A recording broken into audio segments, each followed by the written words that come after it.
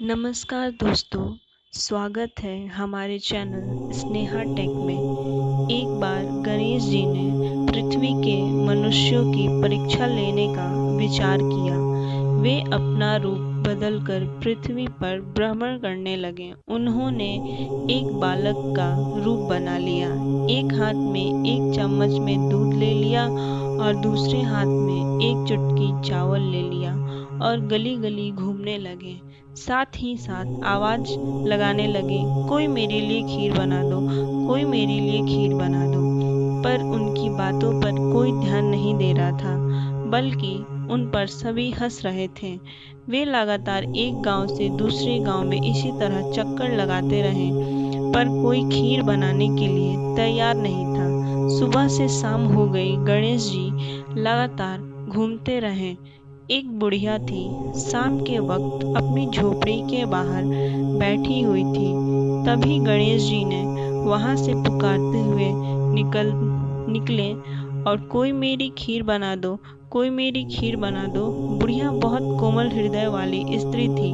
उसने कहा, बेटा मैं तेरी खीर बना देती हूँ। गणेश जी ने कहा, माई अपने घर में से दूध और चावल लेने के लिए बर्तन ले आओ।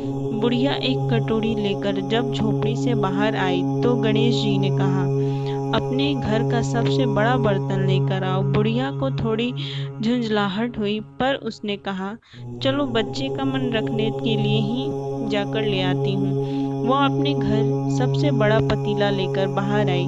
गणेश जी ने चम्मच से दूध पतीले में उड़ेलना शुरू किया। तब बुढ़िया के आश्चर्य की सीमा न रही जब उसने देखा दूध से पूरा पतीला भर गया है। एक के बाद एक वह बर्तन झोपड़ी बाहर लाती गई और उसमें गणेश जी दूध डालते गए। इस तरह से घर के सारे बर्तन में लगभग दूध भर गया। गणेश भगवान ने बुढ़िया से कहा, मैं स्नान करके आता हूँ, तब तक तुम खीर बना लो, मैं वापस आकर खाऊंगा। बुढ़िया ने पूछा, मैं इतने सारे खीर का क्या करूंगी? इस पर गणपति जी बोले, सारे गांव को दावत दे दो।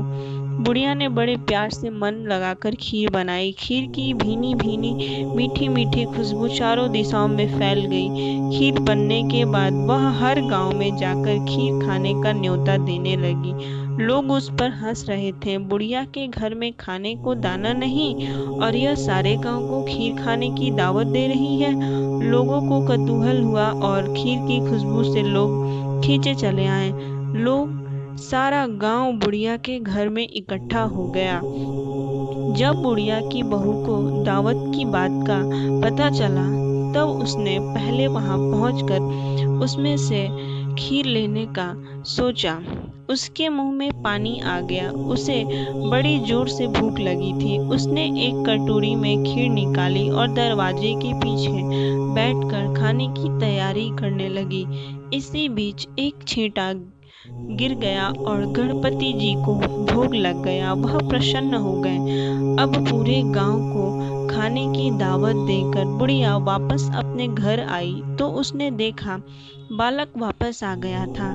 बुढ़िया ने कहा, बेटा खीर तैयार है, भोग लगा लो। गणपति जी बोले, माँ भोग तो लगा चुका हूँ, मेरा पेट पूरी तरह से भर गया है, मैं तृप्त हूँ, अब तू खा, अपने परिवार और गांव वालों को खिला। बुढ़िया ने कहा, यह तो बहुत ज्यादा है, सबका पेट भर गया, इसके बाद भी यह सब बच जाएगा, उस बची खीर का मैं क्या करूंगी? इस पर गणपति जी बोले, उस बची खीर को रात में अपने घर के चारों कोनों पर रख दे।